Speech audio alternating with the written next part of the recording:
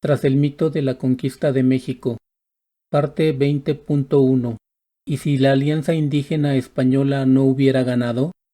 ¿Cuántas veces hemos oído decir, con base en lo que nos inculcó la historia oficial, la falaz expresión, si no nos hubieran conquistado los españoles, ¿qué hubiera pasado?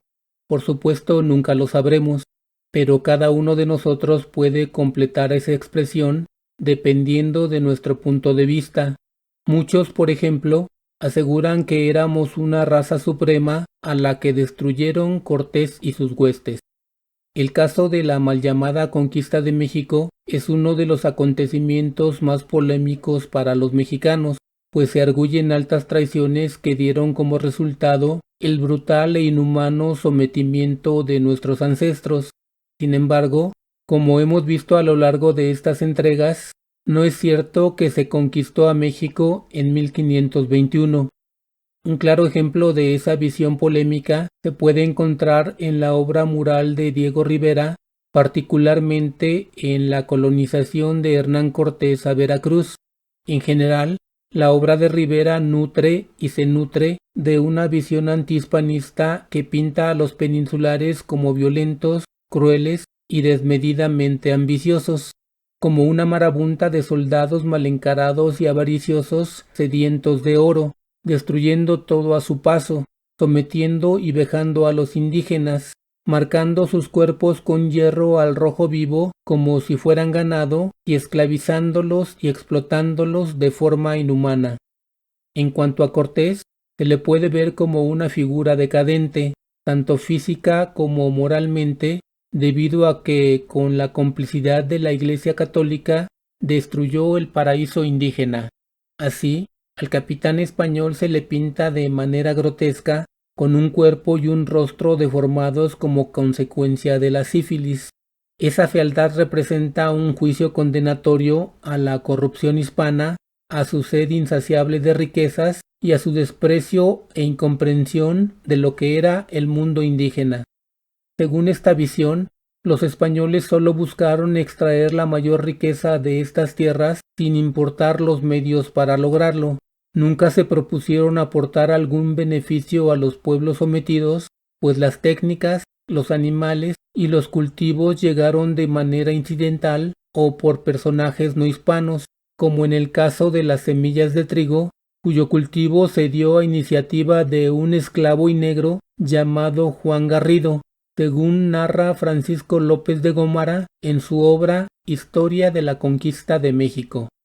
Es bien sabido que la historia oficial, su visión y su interpretación ha sido siempre producto de la ideología y las influencias políticas dominantes. Se ha creado para su servicio. Por eso, para sustentar la construcción histórica de México como un Estado-nación, los grupos en el poder tuvieron que realizar algunos ajustes a los hechos históricos y recurrir a la elaboración de diversos mitos fundacionales, entre estos el de que México es un país con 3000 años de antigüedad y posteriormente en el de la conquista de México. Algunas décadas antes de que ocurriera la mal llamada conquista, lo que hoy se denomina España acababa de sacudirse un dominio árabe de 7 siglos, después de los cuales pudo empezar a conformarse como un reino.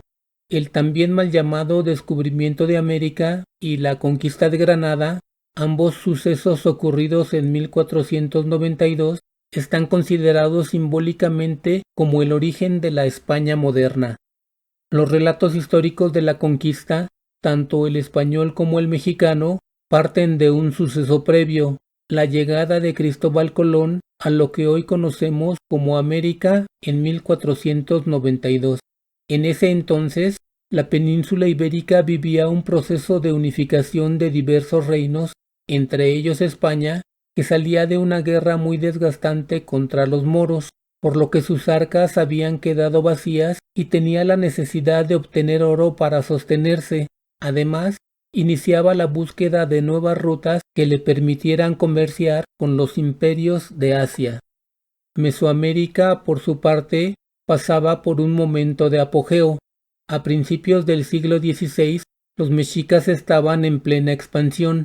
Moctezuma, que había asumido el mando en 1502, había logrado, al igual que sus antecesores, extender el dominio mexica de una forma impresionante.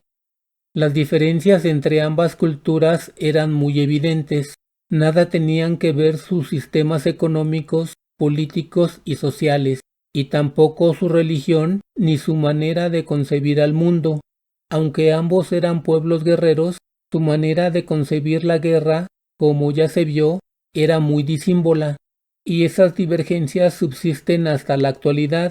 Pero ahora en cuanto a la lectura de lo ocurrido hace más de 500 años, la caída de Tenochtitlán, que no la mal llamada conquista de México, sucedió el 13 de agosto de 1521, pero las interpretaciones que en ambos países se le han dado a este hecho han sido diametralmente opuestas.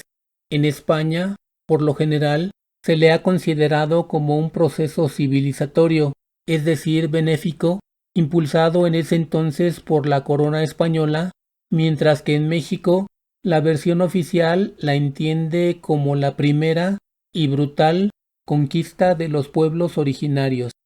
En todo caso, aceptar la historia oficial de que España conquistó a México es un claro error, incluso sin tomar en cuenta todo lo que se ha visto en esta serie, porque a principios del siglo XVI España todavía no podía ser concebida como una nación, sino que para esos momentos en Europa se vivía una monarquía que gobernaba sobre un conjunto de reinos, entre ellos España.